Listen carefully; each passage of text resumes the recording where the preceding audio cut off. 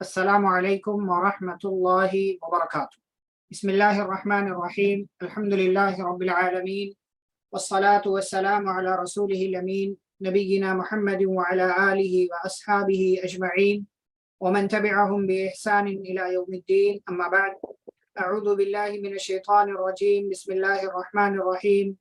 یسبح للہ ما فی السماوات وما فی الارض الملک القدوس العزیز الحکیم۔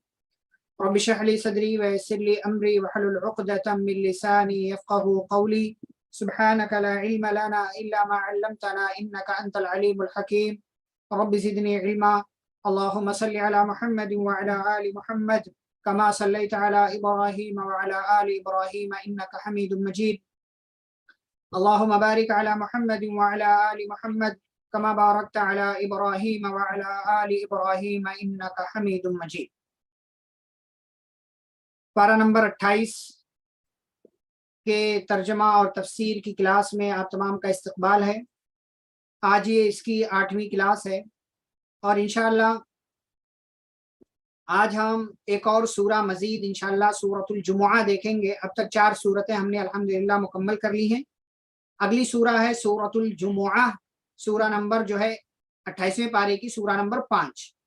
جی چلے آج کی سورہ شروع کرتے ہیں۔ یہ ہے سورۃ الجمعہ۔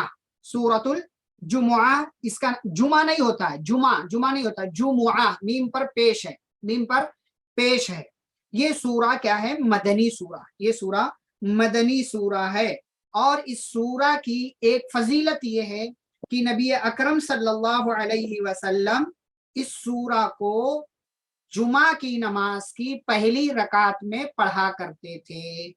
جمعہ کی نماز میں پہلی رکعت میں سورۃ الاعلیٰ کبھی پڑھتے تھے، کبھی سورۃ الجمعہ، اور دوسری رکعت میں سورۃ المنافقون جو اس کے بعد کی سورہ ہے، اور کبھی کبھی سورۃ الغاشیہ پڑھا کرتے تھے۔ جی تو یہ ہے فضیلت اس کی، ٹھیک ہے۔ اب آگے بڑھتے ہیں کہ سورۃ الجمعہ کے اندر اللہ نے کس طریقے کی، اچھا اس کے اندر چونکہ جمعہ کا تذکرہ ہے، جمعہ کے بعض احکام، آداب اور جمعہ کے بارے میں بعض باتیں اللہ نے ذکر کی ہیں، اسی لیے اس سورہ کا نام سورۃ الجمعہ ہے۔ اللہ تعالیٰ پہلی آیت میں فرماتے ہیں یہ بھی سورہ مسبحات میں سے ہے، یعنی وہ سورتیں جن کا آغاز اللہ کی تسبیح سے ہوتا ہے۔ اللہ فرماتے ہیں یسبح للہ ما فی السماوات وما فی الارض الملک القدوس العزیز الحکیم۔ اللہ کی تسبیح بیان کرتی ہیں وہ ساری چیزیں جو آسمانوں میں ہیں، وما فی الارض اور جو زمین میں ہے، الملک اور وہ اللہ کیا ہے؟ بادشاہ ہے، القدوس پاک ہے، العزیز غالب ہے، الحکیم حکمت والا ہے۔ اور یہ سارے نام آ چکے ہیں سورۃ الحشر میں، اخیر میں آئے تھے سارے نام، ان پر ہم بات کر چکے ہیں کہ ان کا کیا معنی ہے، کیا مفہوم ہے، اور تسبیح کے تعلق سے بھی ہم نے بات کر لی ہے اس سے پہلے والی سورہ میں اور سورۃ الحشر کے ابتدا میں بھی۔ دوسری آیت جو ہے، دوسری اور تیسری اور چوتھی آیت، ان 3 آیتوں میں بنیادی طور سے پیارے نبی صلی اللہ علیہ وسلم کی بعثت، آپ کا دنیا میں بھیجا جانا، آپ کا اس دنیا میں آپ کیوں آئے وہ مقصد اللہ نے بیان کیا، کس کے لیے آئے وہ چیز اللہ نے بیان کی، آپ کے آنے سے پہلے دنیا کی کیا حالت تھی وہ چیز اللہ نے بیان کی ہے، اور اللہ نے جو نبی صلی اللہ علیہ وسلم کو نبی اور رسول بنایا تو یہ اللہ کا فضل ہے، اور اللہ کا فضل کیا چیز ہے وہ ساری چیزیں اللہ نے بیان کی ہیں۔ تو دیکھتے ہیں دوسری آیت دیکھیں، هو الذی، وہی وہ ذات ہے، بعث جس نے بھیجا یا مبعوث کیا، فی الامیین امیوں میں یعنی ان پڑھوں میں، جن کو پڑھنا لکھنا نہیں آتا تھا، کیا بھیجا؟ رسولا، ایک رسول، منہم جو انہی میں سے تھا، انہی کی جماعت کا تھا، الگ سے کہیں اور نہیں آیا تھا، یہ آسمان سے وہ رسول اللہ نے نہیں بھیجا تھا۔ تو وہی وہ ذات ہے جس نے امیوں میں، ان پڑھوں میں، انہی میں سے ایک رسول بھیجا، یتلو، اس رسول کا کام کیا تھا؟ یتلو علیہم آیاتہ، وہ رسول ان پر یعنی ان لوگوں پر اس کی یعنی اللہ کی آیتوں کی تلاوت کرتا ہے، ویزکیہم، ان کا تزکیہ کرتا ہے یعنی ان کو گناہوں سے پاک صاف کرتا ہے، ویعلمہم، اور ان کو تعلیم دیتا ہے، سکھاتا ہے کیا؟ الکتاب، کتاب یعنی قرآن، والحکمہ، اور حکمت کی باتیں یعنی حدیث۔ علماء نے اس سے حدیث مراد لیا ہے، علماء نے اس سے حدیث مراد لیا ہے، اور بعض علماء نے اس سے حکمت بری باتیں یعنی ایسی باتیں جس سے جو ہے انسانی زندگی میں فائدہ ہوتا ہے، بہرحال اس سے حدیث مراد ہے۔ تو قرآن اور حدیث کی ان کو تعلیم دیتے ہیں، ان کو سکھاتے ہیں، وہ رسول کا کام ہے۔ اچھا، اس رسول کے آنے سے پہلے دنیا والوں کی کیا حالت تھی؟ وَإِن كَانُوا مِن قَبْلُ لَفِي ضَلَالٍ مُبِينٍ، گرچہ وہ لوگ تھے من قبل، اس سے پہلے، لفی ضلال مبین، کھلی ہوئی گمراہی میں۔ یہ اس آیت کے اندر اللہ رب العالمین نے پیارے پیغمبر صلی اللہ علیہ وسلم دنیا میں آئے تو آپ کی بعثت کا مقصد اللہ نے بیان کیا۔ اچھا، سب سے پہلے تو اس سوال کا جواب دیا کہ آپ صلی اللہ علیہ وسلم کو اللہ نے کہاں بھیجا؟ امیوں میں، اور اس سے مراد کون ہے؟ مکہ والے، جن کے درمیان پڑھے لکھے لوگوں کی تعداد بہت کم تھی۔ تو انہی میں اللہ نے ایک رسول بھیجا، انہی میں سے، کہیں الگ سے نہیں، انہی میں سے، اسی جماعت، اسی علاقے سے رسول کو بھیجنے کا مقصد کیا تھا؟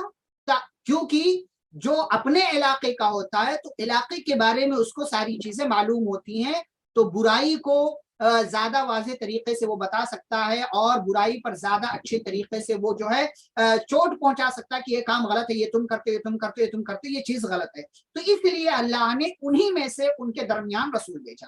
اچھا، ان کا کام کیا تھا؟ یہاں اللہ نے 3 کام بتائے۔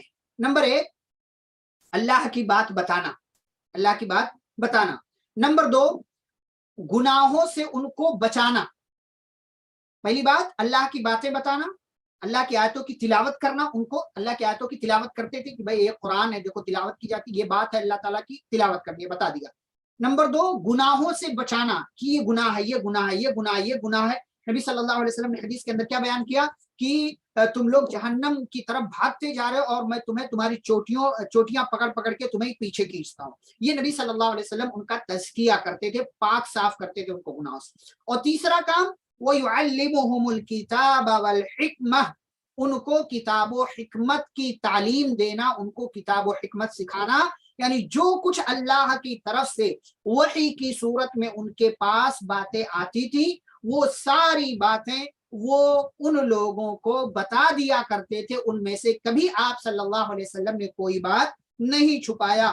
یہ آپ صلی اللہ علیہ وسلم کی خصوصیات کہہ لیجئے، یا آپ صلی اللہ علیہ وسلم کے کاموں میں سے کام ہے، یا آپ صلی اللہ علیہ وسلم کے مقاصد، دنیا میں بھیجے جانے کا جو مقصد تھا اس کا تذکرہ اللہ رب العالمین نے کیا ہے۔ اچھا، تیسری بات، پہلی بات کیا ہو گئی کہ اللہ نے رسول بھیجا، انہی میں، ان کے درمیان، انہی میں سے، پہلی بات۔ دوسری بات، اس رسول کا کام کیا تھا، اس رسول کے بھیجنے کا مقصد کیا تھا؟ 3 کام، اللہ کی بات بتانا، گناہوں سے دور کرنا، اور قرآن و حدیث کی تعلیم دینا ان کو۔ اب تیسری بات اس میں کہ نبی کے آنے سے پہلے ان لوگوں کی حالت کیا تھی؟ تو اللہ نے کہا وَإِن كَانُوا مِن قَبْلُ لَفِي ضَلَالٍ مُبِينٍ، نبی کے آنے سے پہلے یہ لوگ کھلی ہوئی گمراہی میں تھے، یعنی ہر طرح کی برائیاں ان کے درمیان موجود تھیں۔ ایسی کوئی برائی، ایسی کوئی گمراہی نہیں تھی کہ جس کے اندر یہ لوگ مبتلا نہ ہو، جس کے اندر یہ لوگ شامل نہ ہوں۔ یہ ہے اس آیت کے اندر 3 اہم باتیں۔ اچھا، پیارے نبی صلی اللہ علیہ وسلم کا دنیا میں آنا، یہ کس نبی کی دعا کی قبولیت کی نشانی ہے؟ کس نبی نے پیارے رسول صلی اللہ علیہ وسلم کے تعلق سے دعا کیا تھا کہ اللہ مکہ والوں کے درمیان رسول بھیجنا؟ کس نبی نے؟ جی، حضرت ابراہیم علیہ السلام، بارک اللہ فیکم۔ تو حضرت ابراہیم علیہ السلام جس کا تذکرہ اللہ نے سورۃ البقرہ کے اندر کیا ہے، جس کا تذکرہ اللہ نے سورۃ البقرہ کی آیت نمبر 130 131 کے آس پاس میں کیا اللہ نے وہاں پر، تو یہ ان کی دعا کی قبولیت ہے۔ انہوں نے دعا کیا تھا اللہ ربنا وابعث فیہم رسولا، اللہ ان کے درمیان ایک ایسا رسول بھیجنا جو ان پر تیری آیتوں کی تلاوت کرے، ان کو گناہوں سے پاک صاف کرے، ان کو کتاب و حکمت کی تعلیم دے۔ تو جس چیز کے تعلق سے ابراہیم علیہ السلام نے دعا کیا تھا، وہی ساری خوبیاں دے کر کے اللہ نے پیارے پیغمبر صلی اللہ علیہ وسلم کو اس دنیا کے اندر بھیجا۔ یہ دنیا والوں پر اللہ کا احسان ہے کہ اللہ نے اپنے نبی کو دنیا کے اندر پیغمبر اور رسول بنا کر کے بھیجا، پوری دنیا کے۔ اور پورا قرآن آپ پڑھ جائیں، اللہ نے بڑی بڑی باتیں ذکر کی، بڑی بڑی باتیں ذکر کی، بڑی بڑی نشانیاں، بڑی بڑی نعمتیں ذکر کی، لیکن کسی نعمت پر اللہ نے احسان کی بات نہیں کی۔ لیکن اللہ نے سورہ آل عمران کی آیت نمبر 164 میں ذکر کیا لَقَدْ مَنَّ اللَّهُ عَلَى الْمُؤْمِنِينَ، اللہ نے مومنوں پر احسان کیا جب انہی میں سے ایک رسول اللہ نے بھیجا. رسول کی بعثت، رسول کا دنیا میں آنا، یہ پوری دنیا کے انسانوں پر اللہ رب العالمین کا احسان ہے اور اللہ رب العالمین کا خاص کرم ہے کہ اللہ رب العالمین نے ان کو اس دنیا کے اندر بھیجا. اسی لیے ہمیں زیادہ سے زیادہ نبی پاک صلی اللہ علیہ وسلم پر درود و سلام پڑھتے رہنا چاہیے. اللہم صلی وسلم وبارک علیہ، اللہم صلی وسلم علی نبینا محمد صلی اللہ علیہ وسلم وبارک علیہ. اچھا، تیسری آیت جو ہے وآخرین منہم، اور ان میں سے اور لوگوں کی طرف بھی اللہ نے رسول بھیجا. ان میں سے یعنی انسانوں میں سے اور لوگوں کی طرف بھی اللہ نے اسی رسول کو بھیجا ہے. اور دوسرے لوگ کون ہیں؟ لما یلحقوا بہم، یہ وہ لوگ ہیں جو ان لوگوں سے آ کر کے ابھی ملے نہیں ہیں، یعنی مکہ والوں سے یا اس وقت کے مسلمانوں سے، اس وقت کے لوگوں سے آ کر کے ابھی ملے نہیں ہیں. یعنی بات کر رہے ہیں اللہ تعالیٰ کہ یہ پیغمبر ان لوگوں کے درمیان آئے ہیں جو مکہ میں ہیں، اور ان لوگوں کے درمیان بھی آئے ہیں، ان کو نبی بنا کر کے بھیجا گیا ہے جو ابھی ان لوگوں سے، جو اس وقت دنیا میں موجود ہے، جو ان لوگوں سے ملے ہی نہیں. یعنی فیوچر میں، مستقبل میں جو آنے والے لوگ ہیں دنیا میں، ان تمام لوگوں کے لیے اللہ نے ان کو رسول بنا کر کے بھیجا ہے. تو پیارے رسول صلی اللہ علیہ وسلم عرب والوں کے لیے بھی اور عرب کے علاوہ جتنی کنٹریز ہیں، جتنے ممالک ہیں، تمام لوگوں کے لیے اللہ نے ان کو نبی اور رسول بنا کر کے بھیجا ہے. یہ پیارے پیغمبر صلی اللہ علیہ وسلم کی خصوصیات ہے. اسی طرح اس لیے آپ ایک حدیث دیکھیں، اس حدیث میں یہ اس آیت کریمہ کے حوالے سے صحابہ نے پوچھا کہ اللہ کے نبی اس سے کون لوگ مراد ہیں؟ تو آپ نے جواب نہیں دیا، یہاں تک کہ آپ سے 3 بار پوچھا گیا. تو سلمان فارسی بھی اس وقت اس میں موجود تھے، اور سلمان فارسی فارس کے رہنے والے تھے، ایران کے، اور مکہ سے ایران بہت دور ہے، بہت دور ہے. تو سلمان فارسی موجود تھے. تو نبی صلی اللہ علیہ وسلم نے ان کے ہاتھ پر، سلمان فارسی کے ہاتھ پر اپنا ہاتھ رکھ کے فرمایا لو کان الایمان عند الثریا لنالہ رجال او رجل من هؤلاء، کہ اگر ایمان سریا نام کے ستارے پر بھی ہو تو ان میں سے کچھ لوگ، یعنی فارس ایران والے لوگوں میں سے بھی کچھ لوگ، یا ان میں سے کم ایک آدمی اسے حاصل کر لے گا، یعنی وہ ایمان لائے گا. یعنی پوری کائنات کے لیے اللہ نے پیارے رسول صلی اللہ علیہ وسلم کو نبی اور رسول بنا کر کے بھیجا ہے.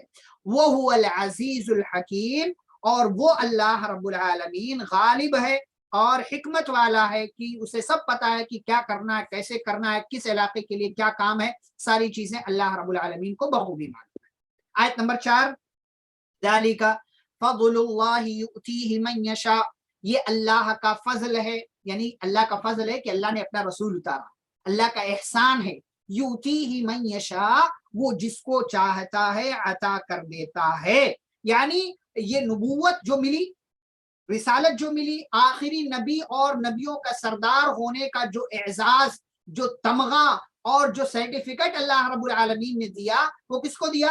پیارے پیغمبر صلی اللہ علیہ وسلم. تو یہ اللہ کا فضل ہے، اور اس قسم کی جو بھی چیزیں ہیں احسانات میں سے اللہ کا جو فضل ہے، وہ اللہ جس کو چاہتا ہے عطا کر دیتا ہے. واللہ ذو الفضل العظیم، اور اللہ بڑے فضل والا ہے. 4 آیتیں ہو گئی. آیت نمبر 5 دیکھیں، اور آیت نمبر 5، 6، 7، 8، ان 4 آیتوں میں یہودیوں کا اللہ نے تذکرہ کیا. سب سے پہلے تو اللہ نے یہودیوں کے تعلق سے یہ بات بیان کی. تو سب سے پہلے اللہ رب العالمین نے یہودیوں کے تعلق سے بات بیان کی کہ ان کے پاس علم تھا، ان کے پاس اللہ کی کتاب تھی، لیکن اس سے کوئی فائدہ انہوں نے نہیں اٹھایا. اور ایسے لوگوں کی مثال کس سے اللہ نے دی ہے؟ آیت نمبر 5 دیکھیں. مثل الذین، ان لوگوں کی مثال، حملوا التوراۃ، جنہیں تورات اٹھانے والا بنایا گیا، یعنی جن کو تورات دی گئی. ثم لم يحملوها، لیکن ان لوگوں نے اس کو نہیں اٹھایا. یعنی تورات دیا گیا، اس کی ذمہ داری دی گئی، اس پر عمل کرنا انہیں حکم دیا گیا، لیکن ان لوگوں نے اس ذمہ داری کو قبول نہیں کیا. تو ان لوگوں کی مثال کس کی طرح ہے؟ کمثل الحمار، اس گدھے کی طرح ہے، یحمل اسفارا، جو کتابیں اٹھائے ہوئے، جو بہت ساری کتابیں جس کے اوپر لاد دی جائیں، تو جیسے گدھے کے اوپر کتابیں لاد دی جائیں کوئی فائدہ نہیں ہے، ایسے ہی یہودیوں کو کتاب دے دی گئی، ان لوگوں نے لیا لیکن اس پر عمل نہیں کیا، تو یہ گدھے کی طرح ہے، یہ بالکل گدھے کی طرح ہے۔ یعنی گرچہ اس نے مطلب جیسے گدھا ہے احساس فیلنگ کے تحت، یعنی اس کو پتا ہے کہ میرے اوپر کچھ لدا ہوا ہے، میرے اوپر کوئی چیز ہے، لیکن اس کو نہیں پتا کہ اس کی یہ کتنی انمول چیز ہے، کتنی قیمتی چیز ہے، یہ جو کتاب ہے میرے اوپر، اس کو نہیں پتا کہ اس میں کیا لکھا ہوا، کیا باتیں ہیں۔ ایسے ہی یہ لوگ ہیں یعنی یہودی ہیں جنہیں کتاب دی گئی کہ انہوں نے اس کے الفاظ کو یاد تو کر لیا، ان کو پتا ہے کہ تورات میں کیا ہے، مگر نہ اسے سمجھا نہ اس کے مطابق عمل کیا۔ ایسے ہی آج بہت سارے لوگ ہیں مسلمان، قرآن سے محبت ہے، قرآن کے تعلق سے باتیں جانتے ہیں، لیکن قرآن نہ پڑھتے ہیں، قرآن کی تختیاں لٹکا لیتے ہیں، قرآن کے جو ہے اور دیگر چیزیں لٹکا لیتے ہیں، لیکن قرآن نہ پڑھتے ہیں، نہ سمجھتے ہیں، نہ عمل کرتے ہیں۔ تو ایسے لوگ کس طریقے سے، وہ آپ اندازہ خود ہی لگا لیں۔ اللہ تعالیٰ نے آگے کہا بئس مثل القوم الذین، اس قوم کی مثال کتنی بری ہے، الذین کذبوا بآیات اللہ، جن لوگوں نے اللہ کی آیتوں کو جھٹلا دیا، واللہ لا یہدی القوم الظالمین، اور اللہ ظالم قوم کو ہدایت نہیں دیتا ہے۔ تو یہودیوں کو اللہ رب العالمین نے اپنی طرف سے کتاب دیا، لیکن ان لوگوں نے اس کتاب سے فائدہ نہیں اٹھایا، اسے بہت سارے لوگوں نے یاد بھی کر لیا لیکن اس کتاب کو نہ سمجھا نہ عمل کیا، بلکہ ایک قدم اور آگے بڑھا کر کے اللہ کی اس کتاب میں اپنی مرضی کے مطابق تبدیلی کر دی، اس میں تحریف کر دیا، چینجنگ کر دیا، اور جو ہے اس کے اندر جو ہے بہت ساری ایسی چیزیں لا دی جو اس کا حصہ ہی نہیں ہے۔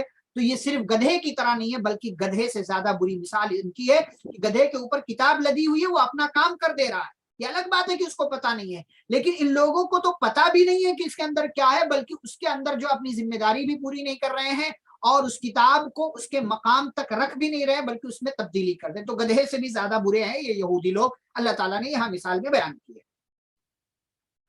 اسی لیے ایک جگہ پر اللہ نے کیا کہا، جیسے قرآن میں اور بھی کئی جگہوں پر ہے کہ ہم نے بہت سارے لوگوں کو انسانوں جناتوں میں سے جہنم کے لیے پیدا کیا، دل ہے سمجھتے نہیں، آنکھیں ہیں دیکھتے نہیں، کان ہیں سنتے نہیں، یہ جانوروں کی طرح ہے بلکہ جانوروں سے بھی زیادہ گئے گزرے ہیں۔ تو یہ یہودی جانوروں سے بھی زیادہ گئے گزرے ہیں کہ کتنے ہی عقل مند کیوں نہ ہو جائے، لیکن اللہ کی کتاب میں اس طریقے سے انہوں نے اس طریقے کا کام کیا، تو اللہ تعالیٰ نے کہا کہ یہ لوگ جو ہے یہ گدھے بلکہ گدھے سے بھی زیادہ برے ہیں۔ اچھا، آیت نمبر 6، 7، 8 میں موت کی تمنا کا ذکر ہے یہودیوں سے۔ یہودی کیا کہتے تھے، جیسا کہ اللہ رب العالمین نے سورہ بقرہ کی آیت نمبر 94 سے 96 میں بھی یہ بات بیان کی ہے کہ یہودی کہتے تھے کہ مطلب آخرت میں قیامت جب قائم ہوگی تو وہاں وہاں ہمارے ساتھ بہت اچھا سلوک کیا جائے، میرے زبردست لائف ہوگی ہماری وہاں، اور اللہ کے نزدیک ہمارا بہت اونچا مقام ہے، ہماری ہائی پوسٹنگ ہے اللہ کے پاس۔ تو اللہ نے وہاں کہا، یہاں بھی اللہ تعالیٰ کہہ رہے ہیں، کیا کہہ رہے ہیں دیکھیں، اسی چیز کو سامنے رکھ کر، کیونکہ اللہ نے یہ بات کیوں بیان کی ہے، کیونکہ ان کا دعویٰ تھا کہ آخرت میں ہمیں بہت اچھی پوسٹ ملنے والی، ہمارا بہت اونچا مقام ہے اور اللہ تعالیٰ ہم سے بڑی محبت کرتا ہے، ہمارے ساتھ ایسا اور ایسا ہوگا، اچھا ہوگا یعنی ہمارے ساتھ۔ اسی چیز کو سامنے رکھ کر کے اگلی 3 آیتیں دیکھیں، اللہ کیا کہتے ہیں، قل، کہہ دیجیے، یا ایھا الذین ہادو، اے وہ لوگو جو یہودی ہیں، یعنی اے یہودیو، ان زعمتم، اگر تمہارا یہ کہنا ہے، تمہارا یہ خیال ہے، انکم اولیاء للہ، کہ تم اللہ کے ولی ہو، اللہ کے دوست، یعنی اللہ کے نزدیک تمہارا بہت قریب والا مقام، یعنی جو دوست کا مقام ہوتا ہے وہی تمہارا اللہ کے نزدیک مقام ہے، من دون الناس، بقیہ لوگوں کو چھوڑ کر کے تم اللہ کے چہیتے ہو، اللہ کے دوست ہو، اللہ کے ولی ہو، تو اگر تمہارا یہ دعویٰ سچا ہے تو اللہ کیا کہتے ہیں، فتمنوا الموت، تم موت کی تمنا کرو، ان کنتم صادقین، اگر تم سچے ہو۔ یعنی بھائی اگر تمہارا اللہ کے نزدیک آخرت میں بہت اونچا مقام ہے تو زندہ کیوں ہو، مر جاؤ نا، موت کی تمنا کرو، جاؤ اچھا مقام لے لو، دنیا میں رہ کر کے کیا فائدہ تمہارے لیے، موت کی تمنا کرو اگر تمہارا دعویٰ سچا ہے، اگر تمہارا یہ کہنا ہے کہ اللہ کے نزدیک تمہارا اونچا مقام ہے، تو اگر تمہارا یہ دعویٰ سچا ہے تو موت کی تمنا کرو۔ اللہ نے سورہ بقرہ میں بھی یہ بات کہی اور یہاں بھی یہی بات اللہ تعالیٰ کہہ رہے ہیں، سورہ بقرہ میں بھی اللہ تعالیٰ نے جواب دیا، یہاں بھی جواب دے رہے ہیں، وَلَا يَتَمَنَّوْنَهُ، اور یہ لوگ اس کی تمنا یعنی موت کی تمنا نہیں کریں گے کبھی بھی، ابداً، کبھی بھی نہیں کریں گے۔ کیوں؟ بما قدمت ایدیہم، آگے کا جملہ دیکھیں، اس وجہ سے کہ ان کے ہاتھوں نے جو کچھ آگے پیش کیا، یعنی اپنے عمل کی وجہ سے یہ لوگ کبھی بھی موت کی تمنا نہیں کریں. یعنی بولنے کو تو کچھ بھی بول دے پھینکو کہیں کے، لیکن یہ اپنے عمل کے بارے میں، اپنی جو ہے لائف کے بارے میں ان کو پتا ہے کہ انہوں نے کبھی کوئی اچھا کام نہیں کیا، اور یہ بھی پتا ہے کہ اس کا برا انجام ہونے والا ہے. تو ایک طرف ایک دعویٰ ہے، دوسری طرف حقیقت ہے. دعویٰ بھی ان کو معلوم ہے، حقیقت بھی ان کو معلوم ہے. دعوے کو سامنے رکھ کر کے اللہ تعالیٰ کہتے ہیں موت کی تمنا کرو اگر سچے ہو. پھر اللہ تعالیٰ خود ہی جواب دیتے ہیں یہ کبھی بھی موت کی تمنا نہیں کریں گے. کیوں؟ کیونکہ ان کو اپنا عمل پتا ہے کہ ہم نے کتنا کام کیا، کیسا کیا. واللہ علیم بالظالمین، یہ تو ظالم ہے اور اللہ ظالموں کو اچھے سے جانتا ہے. اچھا یہاں پر ایک چیز اللہ نے یہ بیان کر دی، سیم سورہ بقرہ میں بھی بیان کیا، لیکن سورہ بقرہ کی آیت نمبر 96 میں ایک اور چیز اللہ نے بیان کیا، وَلَتَجِدَنَّهُمْ أَحْرَصَ النَّاسِ عَلَى حَيَاةٍ. اللہ نے کہا کہ ان یہودیوں کو سب سے زیادہ تم زندگی کا لالچی پاؤ گے. یعنی اگر زندگی سے، اس دنیا کی لائف سے اگر کوئی سب سے زیادہ محبت کرتا ہے تو یہودی ہے. سب سے زیادہ لالچی ہے کہ دنیا میں ہمیشہ والی زندگی ان کو مل جائے. اور مشرکین بھی انہی کے ساتھ ساتھ ہیں، یعنی جو یہودیوں عیسائیوں کے علاوہ دیگر کافر ہیں. اللہ تعالیٰ نے وہاں یہ کہا کہ ان میں سے ہر ایک کی یہ خواہش ہے لو یعمر الف سنہ، کی کاش ان کو 1000 سال کی عمر مل جائے. لیکن اللہ تعالیٰ آگے وہاں کیا کہتے ہیں، واللہ بصیر بما یعمل. 1000 سال کی بھی زندگی مل جائے تب بھی کیا، اللہ تعالیٰ تو سب جان رہا ہے نا. اللہ تعالیٰ سب 1000 سال کے بعد بھی مرنا ہے. تم موت کی تمنا کرو نہ کرو لیکن تمہیں مرنا ہے. آگے آیت میں اللہ تعالیٰ وہی کہہ رہے ہیں، آیت نمبر 8 میں، قل، آپ کہہ دیجئے، ان الموت الذی، مشرک اور کافر سیم بات ہے، کئی بار میں ریپیٹ کر چکا ہوں. مشرک کہتے ہیں جو شرک کرنے والا ہو، یعنی اللہ کے ساتھ عبادت میں کسی اور کو بھی شامل کر لے.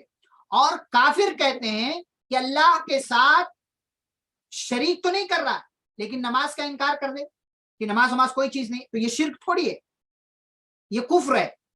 تو کفر اور شرک میں فرق ہے. شرک کہتے ہیں اللہ کی عبادت میں کسی کو پارٹنر بنا لینا، اور کافر جو ہے نبی کا انکار کر دے کوئی، کافر ہے.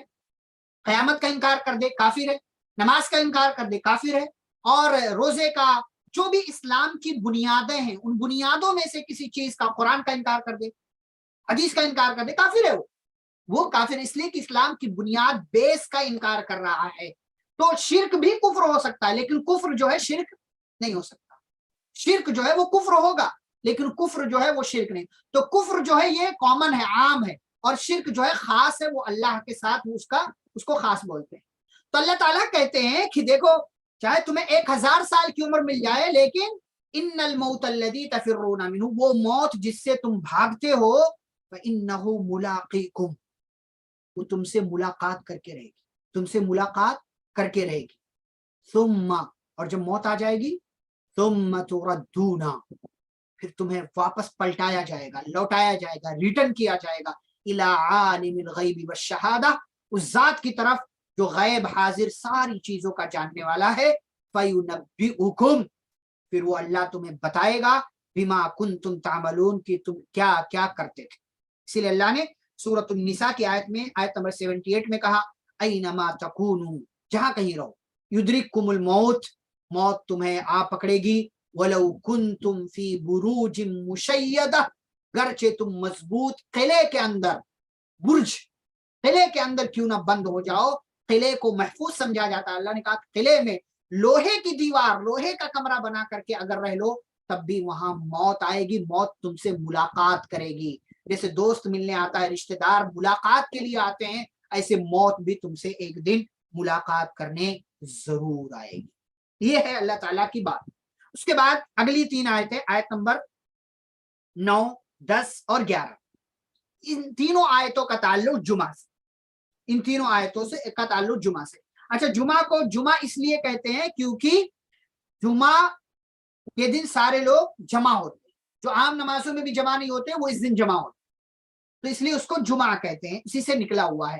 اچھا، جمعہ کی بڑی فضیلتیں ہیں قرآن و حدیث میں. ہفتے کے 7 دنوں کا سردار ہے، ہفتے کی عید کا دن ہے، اور آدم علیہ السلام کو اللہ نے اسی دن پیدا کیا، اسی دن آدم علیہ السلام کو جنت میں داخل کیا، اسی دن انہیں جنت سے نکالا گیا، اسی دن قیامت قائم ہوگی. اور اس دن ایک ایسی خاص گھڑی ہے، خاص وقت ہے کہ جس دن ایک مومن اللہ تعالیٰ سے کوئی بھی دعا کرتا ہے تو اللہ تعالیٰ اس کی دعا کو قبول کر لیا کرتا ہے. اور علماء نے لکھا ہے کہ جو صحیح اور درست اور زیادہ راجح بات ہے کہ عصر سے لے کر کے مغرب کا وقت ہے، تو اس خاص وقت میں دعائیں کرنا چاہیے جس چیز کی آپ کو ضرورت ہو. تو یہ جمعہ کا دن ہے اور جمعہ کی بہت ساری فضیلتیں. اللہ تعالیٰ نے جمعہ کے تعلق سے یہاں کیا کہا وہ دیکھتے ہیں ہم پہلے. اللہ تعالیٰ کہتے ہیں یا ایھا الذین آمنو، اے ایمان والو، اذا نودیا، جب پکارا جائے، للصلاۃ، نماز کے لیے، من یوم الجمعۃ، جمعہ کے دن، فاسعوا، تو دوڑ پڑو، الی ذکر اللہ، اللہ کے ذکر کی طرف، وذروا البیع، اور کاروبار، خریدنا بیچنا لین دین سب چھوڑ دو، ذالکم خیر لکم، یہی تمہارے لیے بہتر ہے، ان کنتم تعلمون، اگر تم جانتے. اس آیت کے حوالے سے 3 باتیں. نمبر 1 کہ اللہ نے یہ کہا جب جمعہ کے دن پکارا جائے نماز کے لیے تو اللہ کے ذکر کی طرف دوڑ پڑو. یعنی جب تمہیں پتہ چل گیا کہ جمعہ کا وقت ہو رہا ہے، ٹائم ٹیبل سب کچھ معلوم ہے، تو چھوڑو اللہ کے کام کے، اللہ کے ذکر کی طرف، اللہ کو یاد کرنے کے لیے مسجد کے اندر آ جاؤ، مسجد کے اندر آ جاؤ. یہ پہلی بات. دوسری بات، وذروا البیع، کاروبار چھوڑ دو. اور سب آرڈر کا صیغہ ہے، حکم دے رہا اللہ تعالیٰ.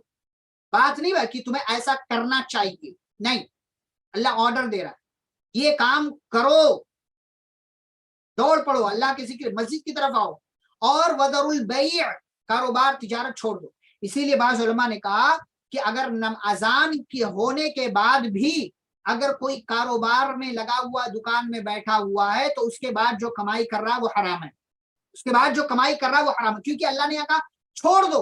وذروا البیع، حکم دے رہا ہے، واجب ہے، چھوڑ دینا ہے، چلے آؤ مسجد کی طرف. اگر کوئی کاروبار میں لگا ہوا ہے تو اس کے بعد جو کچھ بھی کما رہا ہے وہ حرام ہے. اچھا، تیسری بات اللہ تعالیٰ کیا کہتے ہیں؟ ذالکم خیر لکم ان کنتم تعلمون، یہی تمہارے لیے بہتر ہے اگر تم جانتے ہو.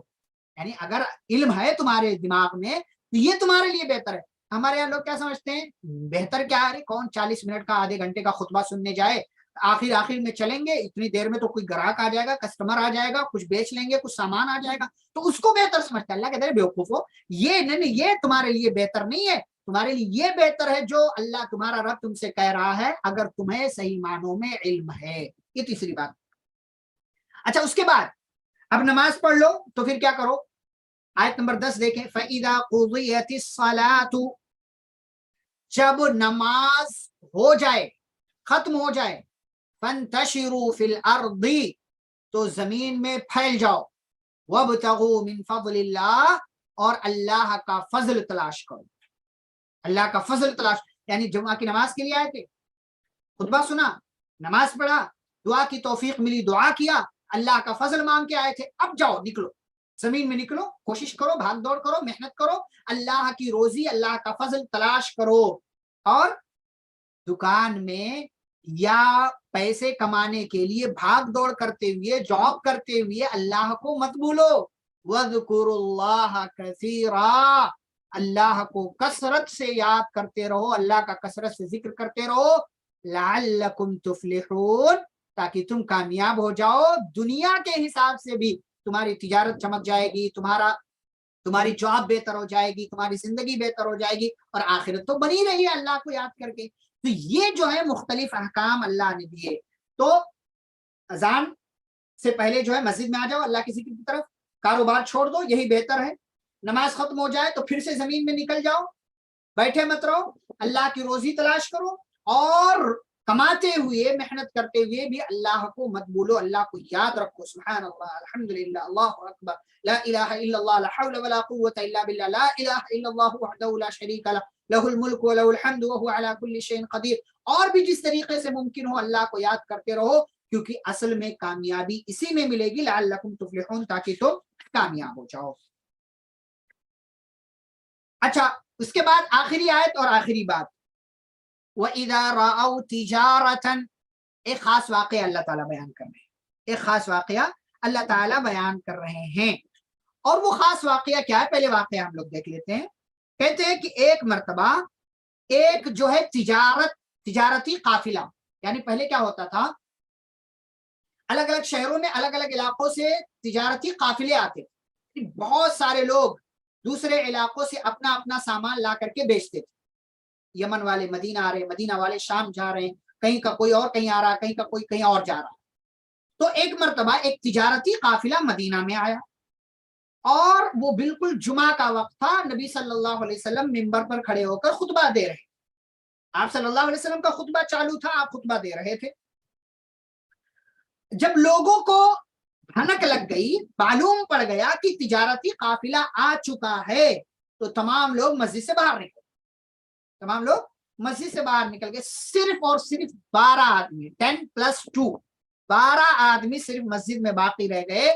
تو اللہ تعالیٰ نے یہ آیت کریمہ نازل کی سورۃ الجمعہ کے اندر جس کو ذکر کیا ہے، اسی واقعے کو سامنے رکھ کر کے اللہ تعالیٰ کہتے ہیں، صحیح بخاری وغیرہ کے اندر یہ حدیث موجود ہے، وَإِذَا رَأَوْا تِجَارَةً، جب وہ کوئی تجارت دیکھتے ہیں، جب وہ کوئی تجارت دیکھتے ہیں، بزنس، او لہون، یا کوئی تماشا دیکھتے ہیں، انفضوا الیہا، تو اس کی طرف دوڑ پڑتے ہیں، اس کی طرف دوڑ کر جاتے ہیں، وترکوک قائما، اور یہ لوگ آپ کو کھڑا ہوا چھوڑ دیتے ہیں، یعنی آپ منبر پر کھڑے ہیں، یہ لوگ آپ کو دنیا کے لیے چھوڑ کر کے چلے گئے، تجارت کے لیے چھوڑ کر کے چلے گئے۔ تو اے نبی قل، آپ کہہ دیجیے ان لوگوں سے، ایسے تمام لوگوں سے جو دنیا پرست ہیں، یا جمعہ کی نماز ہو رہی ہے، مسجد میں امام خطبہ دے رہا ہے، اور دنیا پرست لوگ دنیا کمانے میں دکان میں بیٹھے ہوئے ہیں، تجارت میں لگے ہوئے ہیں، ایسے لوگوں کو بتا دو، ما عند اللہ، جو کچھ اللہ کے پاس ہے، خیرن، وہ بہتر ہے، اس سے، من اللہوی، کھیل کود سے، تماشے سے، ومن التجارہ، اور بزنس سے، کاروبار سے، بیع و شراء سے، خرید و فروخت سے، لین دین سے، سب سے بہتر ہے وہ چیز جو اللہ کے پاس ہے۔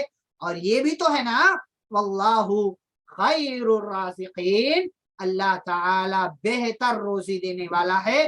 دنیاوی اسباب کو اختیار کرو، لیکن جہاں بات اللہ کی آ جائے وہاں سب کچھ چھوڑ دو، اس لیے کہ اللہ ہی بہتر روزی دینے والا ہے۔ تو یہ جمعہ کے تعلق سے مختلف باتیں جو ان آیتوں میں اللہ رب العالمین نے ذکر کی ہے، اس سے جمعہ کی فضیلت بھی ثابت ہوتی ہے، جمعہ کے نام سے مکمل ایک سورہ ہے، جمعہ کی اہمیت کیا ہے یہ ہم سبھی جانتے ہیں، پیارے رسول صلی اللہ علیہ وسلم نے حدیث کے اندر ابھارا ہے، جمعہ کی نماز پڑھنے کی تعلیم دی ہے، اور یہ بھی کہا ہے کہ اگر کوئی 3 جمعہ مسلسل جان بوجھ کر چھوڑ دے تو گویا کہ اس کے دل پر مہر لگ گئی ہے۔ اس حوالے سے بہت ساری باتیں تو جو آپ بار بار سنتے ہیں، لیکن یہاں جو چیزیں آئی ہیں اس حوالے سے آپ کو چند ایک باتیں بتا دی گئیں۔ یہ سورۃ الجمعہ کی تفسیر اس طریقے سے مکمل ہوئی۔ اس کے بعد کل جو ہے سورۃ المنافقون، بہترین سورہ جو ہے جس میں منافقوں کے بارے میں بہت ساری جانکاری آپ کو ہوگی انشاءاللہ۔ منافقین کون ہیں، کون کون سے تھے، انہوں نے کیا کیا، نبی کے ساتھ کس طریقے کا انہوں نے ہنسی مذاق کیا، کھلواڑ کیا، استہزاء کیا، ان کا انجام کیا ہوگا، اور واقعات، اور مدینہ میں ان لوگوں نے کس طرح کی سازشیں کی، یہ ساری باتیں انشاءاللہ کل کی کلاس میں یا کل کے دن انشاءاللہ آپ سب کے سامنے پیش کی جائیں گی۔ آج کا یہ درس یہاں پر مکمل ہوتا ہے۔ سبحانک اللہم و بحمدک، اشہد ان لا الہ الا انت، استغفرک و اتوب الیک۔ اگر کسی کا کوئی سوال ہے تو آپ لوگ سوال کر لیجئے، اس کے بعد انشاءاللہ جو ہے پھر کلاس ختم کرتے ہیں۔ نبی اور رسول میں فرق کیا ہے؟ نبی اور رسول، نبی جو ہوتا ہے نا وہ پچھلی شریعت جو ہوتی ہے اس کو رینیو کرنے کے لیے آتا ہے۔ پچھلی جو شریعت ہوتی ہے، جیسے مثال کے طور پر مثال بتا رہا ہوں، کوئی یہ حقیقت، جیسے موسیٰ علیہ السلام ایک رسول ہیں، اب ان کے بعد کئی ایک جو ہے انبیاء ہے، ان کے خود بھائی ہارون جو ہے وہ نبی، کیونکہ ان کے پارٹنر تھے ان کے ساتھ شریک۔ اس کے بعد اور بھی کئی ایک لوگ آئے تو وہی موسیٰ علیہ السلام کی باتیں بتا رہے تھے، کوئی ان کو الگ سے شریعت، الگ سے قانون نہیں دیا گیا۔ جیسے عیسیٰ علیہ السلام آئے تو ان کو الگ سے قانون دیا گیا، انجیل نامی کتاب دی گئی۔ پھر پیارے رسول صلی اللہ علیہ وسلم آئے تو یہ رسول ہے، یہ رسول موسیٰ علیہ السلام، عیسیٰ علیہ السلام اور نبی صلی اللہ علیہ وسلم، یہ سب رسول ہیں، یہ سب رسول ہیں، کیونکہ ان کو الگ سے شریعت دی گئی جس کے اندر پچھلی باتیں بھی تھیں، لیکن ان کے اپنے کچھ قوانین نئے تھے جو پہلی کی امتوں کے لیے یا تو حلال تھے یا تو حرام تھے۔ تو ہر نبی جو ہے وہ رسول نہیں ہو سکتا، لیکن ہر رسول جو ہے وہ نبی ہوگا، ہر رسول نبی ہوگا، لیکن ہر نبی رسول نہیں ہو سکتا۔ जुमा के दिन सूरह कहफ पढ़ते हैं, जुमा भी पढ़ना चाहिए? नहीं, ऐसा कहाँ है, ऐसा तो कहीं नहीं है भाई। जैसे सूरतुल कहफ पढ़ा जाता है उसका अपना सवाब है, लेकिन ऐसा अलग से सूरह जुमा नहीं पढ़ना। वो इमाम जो है नमाज पढ़ा रहे हैं, वो अगर चाहे बल्कि पढ़ना चाहिए नमाज की, जुमा की नमाज की पहली रकात में या सूरतुल आला या सूरतुल जुमुआ, और दूसरी रकात में या तो सूरतुल गाशिया या सूरतुल मुनाफिकून। जी, और किसी का कोई सवाल? किसने हैंड रेस किया हुआ है?